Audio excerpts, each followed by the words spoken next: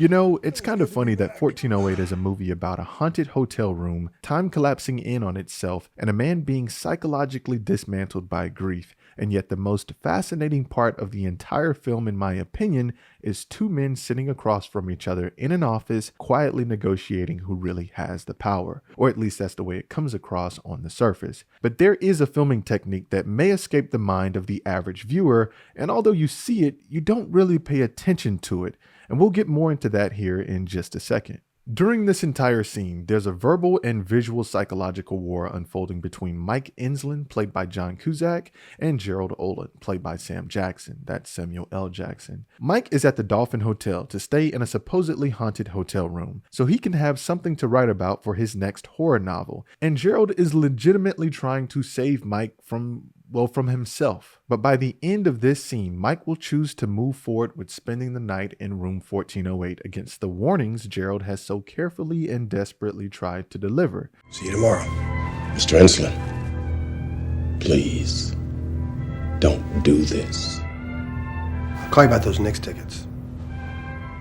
And unfortunately, he finds exactly what he was looking for. Of course, things pretty much go into the cliche routine that these films normally follow. There's a skeptic, there's the lingering horrifying truth out there that the viewer is already aware of, and these two forces will eventually meet each other, and we get to see how the events play out, although we already know things are going to get pretty ugly. This is by far the most intense on-screen interaction that Sam and John have ever shared together, and it was actually their first time working together. And let me not forget to mention that this is also one of two Stephen King adaptations that they have done together. The director wanted their sequence to be very memorable, and not only because this is the main highlight moment of these two characters throughout the film, but also because in Stephen King's original novella for 1408, this meeting was a major aspect of the actual short story itself. The scene starts off with Mike entering the Dolphin Hotel to soon be greeted by Gerald, from a clear message that's left for the receptionist once he arrives. Now, once the man of the hour, Samuel L. Jackson, arrives, we are met with a spinning arc shot. The director Mikael Håfström wanted to introduce his character in an interesting way, thus the only 360 arc shot in the whole film occurs here.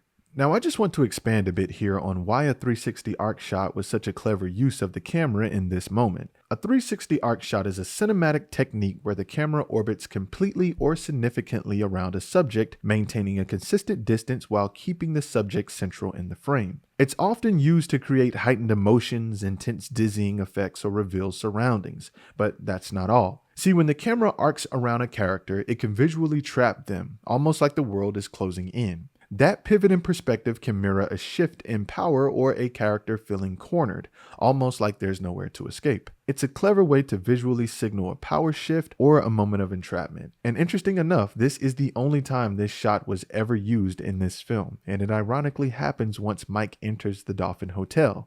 Now, if we apply that piece of information to this particular moment in 1408, that's where we begin to dive beneath the surface.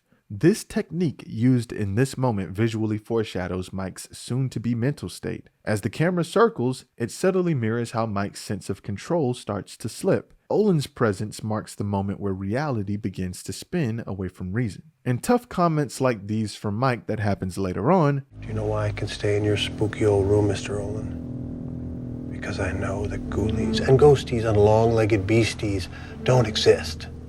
Will soon become the brick that shatters his denial, and we get to see how he isn't the unshakable skeptic he believed himself to be, which is always one of the most entertaining aspects of films like these. Mike is entering the Dolphin Hotel after having several other experiences pertaining to ghostly occurrences. Listen, I stayed at the Bigsby house. I brushed my goddamn teeth right next to the tub where Sir David Smith drowned his whole family. And finding himself coming out of these situations unharmed, unafraid, and even more arrogant. So it's quite understandable how this could easily become a lucrative confidence booster of a profession for him. And of course, this also helps to keep his mind occupied from finally dealing with the grief of losing his daughter. And one of the other really cool but subtle power shifts that occurred throughout the film between Mike and Gerald is what this video is really all about. It's about how the director Mikael shot the 4 stages that these two characters experience together before Mike is left to embark upon his fate. And we'll eventually go into all of these more into detail throughout this video,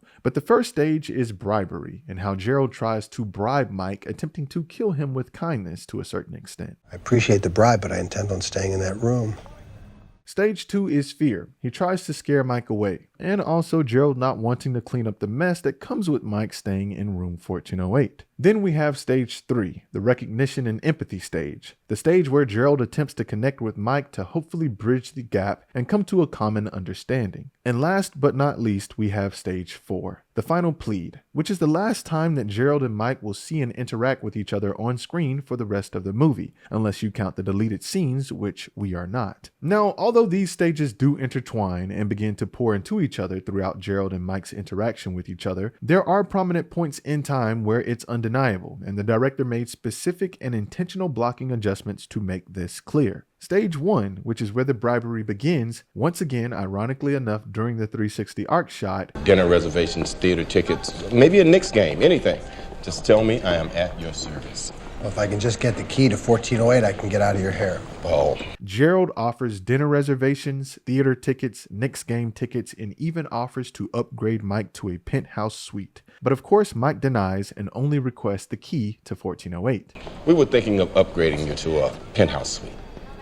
1408, please. Could you please humor me by coming to my office for a more private conversation? Sure.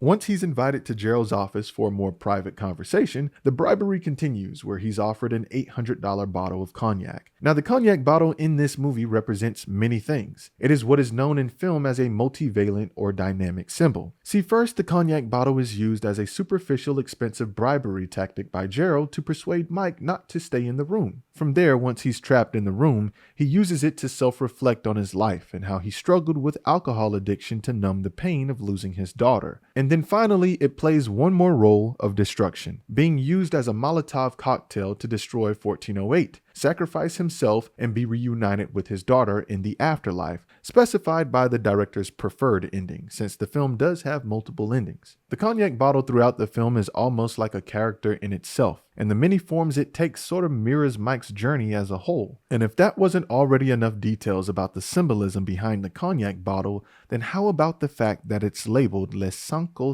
d'essai, or rather, Le 57 d'essai, 1939, exquisite.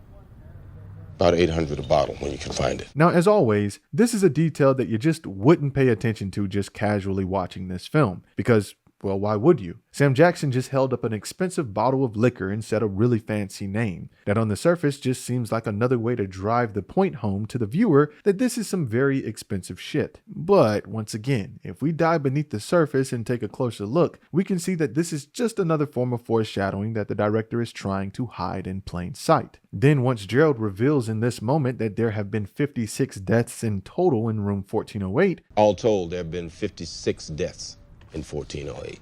56. You're shitting me. You don't know anything. We can now put the two pieces of the puzzle together. So once again, the name of this expensive bottle of cognac is Le 57 d'essai, which is French for the 57 deaths. But Gerald just revealed to Mike that there have been a total of 56 deaths. All told, there have been 56 deaths in 1408. Which is a hint from the director at how Mike will not survive his stay at the Dolphin Hotel in room 1408, and he will soon become Death 57. Then in stage 2, we begin to transition more into the fear aspect of this scene. He reveals to Mike how no one has ever survived in the room over an hour, and how he doesn't want him to stay in the room because he doesn't want to clean up the mess. And all of this information is revealed to Mike as Gerald towers over him. See, stage 2 of this interaction kinda wants us to believe that to some extent, Mike is possibly coming to the realization that maybe he's actually up against something real this time. The blocking of the scene and Mike's puzzled look after being informed about the 22 natural deaths that occurred in 1408 makes a seemingly unprepared writer look almost like an amateur. And that's a slightly less powerful position for someone as arrogant as Mike. As we begin to lean more into the fear aspect of stage 2, and Olin says things like, Now, I know the Dolphin doesn't have the cachet of the Plaza or the Carlisle, but we operate at 90% capacity, always. Lines like these make the situation even more creepy because Gerald makes it clear to Mike that the Dolphin Hotel does not need to lie for press. They are doing just fine. And my concern here is not for the hotel. I don't want you to check into 1408 because I don't want to clean up the mess. Then here's where things kick up a notch. Gerald lays out a list of additional strange, deathly occurrences. The one that stands out the most is the guy who drowned in his chicken soup. Although this one stands out a bit more comical, it still begs the question of, well, how the hell does that happen? Drowning? Yes, one Mr. Grady Miller drowned in his chicken soup. That's hard to do. How did he do that? How indeed. Interesting. Then stage 3 perfectly fades into the conversation as Mike and Olin settle into an apparent stalemate. The inclusion of shots like this chessboard serves as subtle foreshadowing, hinting that the two are about to engage in a psychological game of chess without ever needing the board itself. This is the recognition and empathy stage, the stage where Gerald attempts to bridge the gap and connect with Mike by revealing that he has also done his research on him, just as Mike has researched the room 1408 and its history. See, moments like this reveals to the character Mike and the audience simultaneously that this particular situation is a lot different than the other frauds that Mike has encountered. And after Gerald tries to offer Mike the alternative of taking pictures of room 1404 since it has the exact same layout as room 1408, You don't have to stay in 1408. You can take photographs of 1404. It has the exact same layout and no one will ever know the difference. Mike once again denies the offer, claiming his readers expect the truth. My readers expect the truth. Your readers expect grotesqueries and cheap thrills. And this is where Mike gains his true recognition from Gerald, because Gerald knows the truth about what Mike writes about and mentions how they're just cheap thrills, which is the truth because Mike himself also feels this way about his own work, a detail also verified by the director and throughout the film. When Mike claims his readers expect the truth, Olin is basically pointing out that Mike's work, being common in any paperback novel store, leans more into sensationalism than deep truth. Mike writes about hauntings and the supernatural, but he's a complete skeptic. He doesn't believe in what he publishes. His journey in 1408 is about confronting that doubt. So Olin's line digs into that exact tension. It's all a part of the theme that Mike's skepticism is about to be shattered by the reality of 1408. Even during this scene, that tension is enforced and solidified by the constant close-ups of Olin and Mike in this moment. We don't even return to the wide shot until Mike tries to escape this moment of truth and end the meeting. Gerald even forcefully pulls Mike back into the tense close-up shot when he brings up Mike's first book, The Long Road Home, which is revealed to us in the beginning of the film when Mike is surprised to see one of his fans show up with that book. She even mentions how honest and authentic it was, and even asked if he'd ever write another book like that one. An amazing book. Unique and inspirational and honest. Are you going to write another one like this one? Nah, it's a different guy. Gerald attempts to find the common ground here when he agrees with Mike about the father in the story being a bastard, which was of course a fictional story based on the actual truth of Mike's real-life father, which we also get glimpses of later throughout the film. After Gerald's attempt at trying to find a common ground fails, we are left to venture into stage 4, the final plead. So I can't talk you out of this. I think we've reached an understanding. Very well.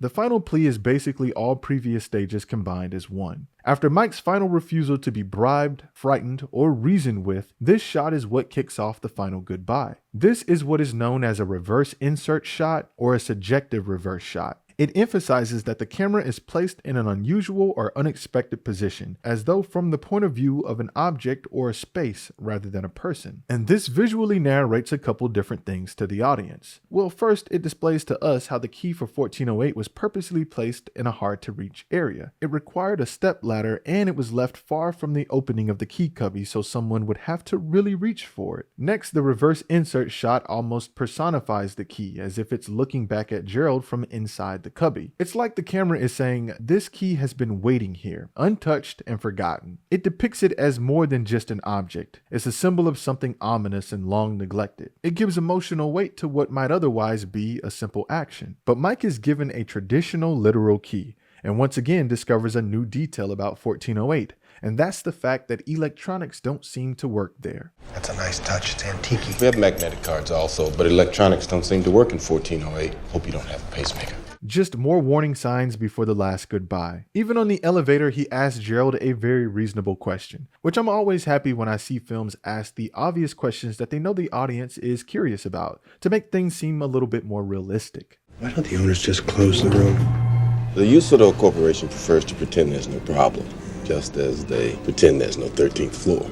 A very reasonable question met with a very reasonable answer. Up until the final goodbye, Stage 4 plays out almost like Stage 2, as we're greeted with more eerie facts and horror stories about 1408. A few years ago, a young maid from El Salvador found herself locked in the bathroom. She was only there for a few moments, but she'd taken a pair of scissors and gouged her eyes out.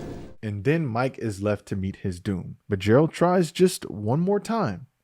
Mr. Enslin, please, don't do this. I'll call you about those Knicks tickets. And there you have it.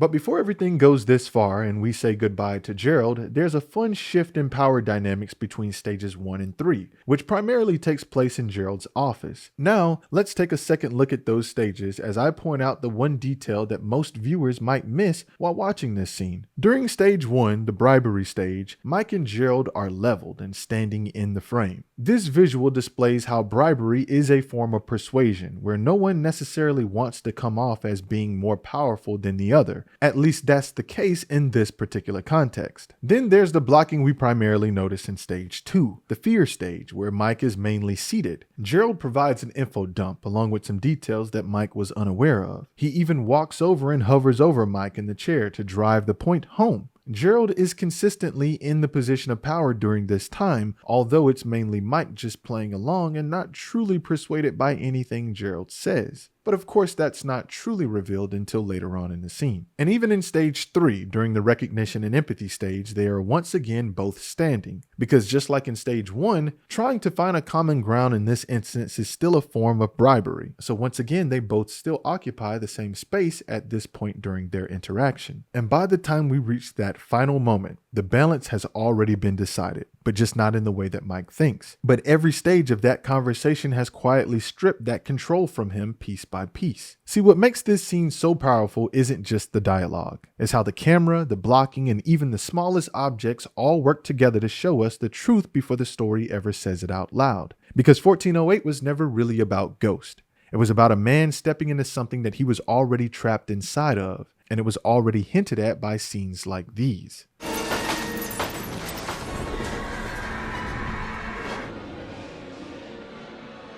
And by the time he realized it, well, it was obviously already too late.